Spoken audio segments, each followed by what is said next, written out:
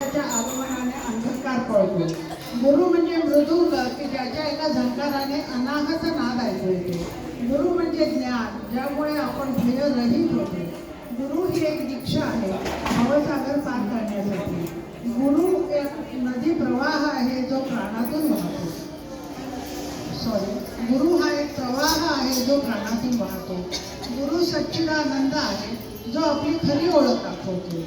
गुरु ही एक बासरी आहे जिच्या स्वराने आपण आत्मानंदात मग्न राहतो. गुरु म्हणजे अमृत. गुरु ही एक कृपा आहे जी काही भाग्यवंतांनाच मिळते. गुरु हा कुबेराचा अक्षय खजिना आहे. अशा या गुरुला त्रिवार वंदन करून पुढचं गीत सादर करत आहे.